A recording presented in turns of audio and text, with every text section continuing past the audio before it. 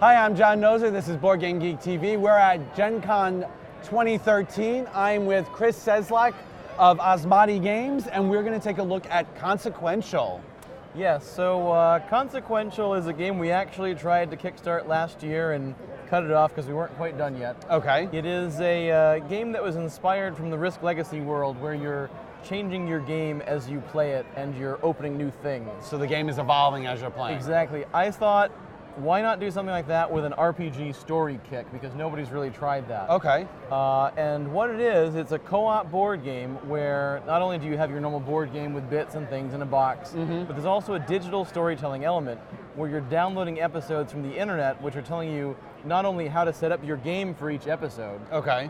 but also is delivering you voice-acted sort of RPG dialogue content, like you're playing a console RPG and you see your characters talking. So an episodic board game. Exactly. The idea is that it'll be a 16-week season of a board game where you'll step through and watch your characters go through an epic story. Cool. So give me a little flavor of the gameplay. All right, so in each episode there'll be some number of obstacles, and all of them will come over here on this board called the sequence. You can see there are little card slots here that form essentially a clock. And the obstacles are these blue cards here, which is probably sideways on your screen because I'm smart. Maybe it's right side up now, that's better. Maybe it's upside down. There we go. Your objective is to get rid of all the obstacles before the sequence fills up. Okay. If the sequence fills up, you've run out of time and the game is lost. To get rid of these, you're going to need to roll dice because, you know, it's an RPG, we're rolling dice. Fair enough. Every obstacle will have some sort of difficulty level. I don't know if you can see the numbers, but this minor rift here, you need a 21 or more to get rid of, which on 2d6 is going to be a slight problem. Yeah. But luckily, this one lets you have +2 for every moon you got, and +2 for every sword you have. Okay. And as you can see, there are these page cards which give you more icons that are scattered around the sequence. So the icons on the bottom are what are going to be adding to it? So if your party has gone and claimed the Alpha Stone, you've got a thing with a moon out here.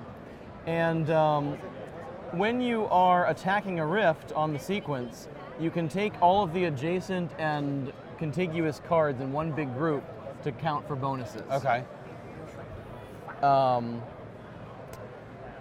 There are location cards, which I don't believe you can see. Well, but, let's actually show them. Exactly. You'll be moving your characters around between locations, and as you do, different... No, we picked two that didn't have any stuff.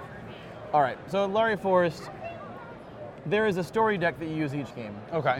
And since each episode is going to use different locations, the story deck is going to vary from game to game.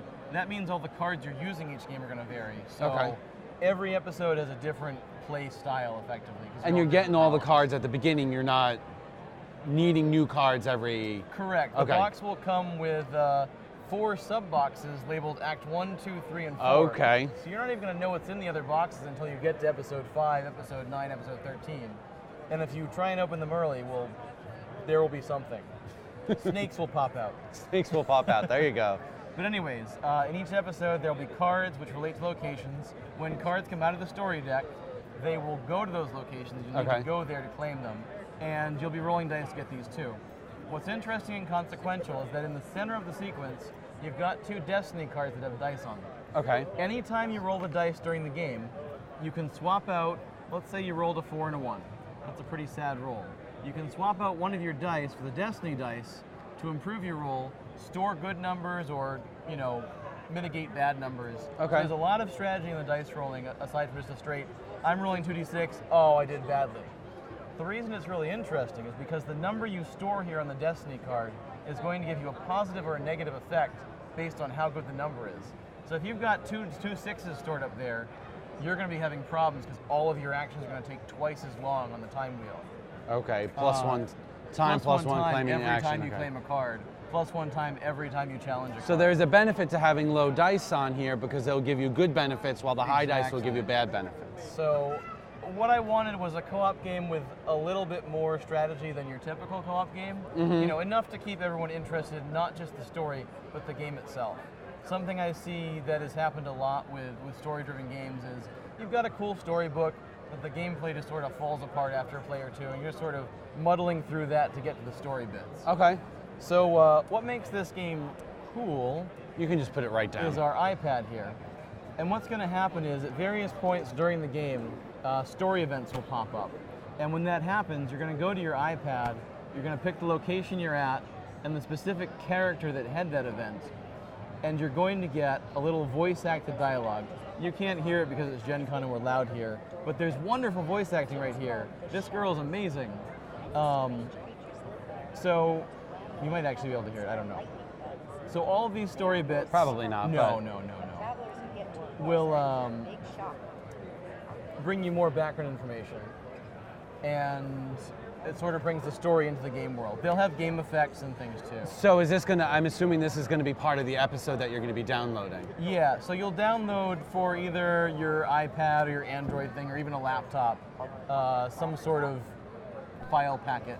Okay. That gives you all the audio. So we're gonna look like, see if we can we're gonna mic up this iPad and see if we can actually play this event. Let's see if we can do this. So I'm gonna queue up this dialogue right here, and we'll see if this will work. Here we go. Go for it. It is playing. It's starting now. The shop was too intriguing to pass by.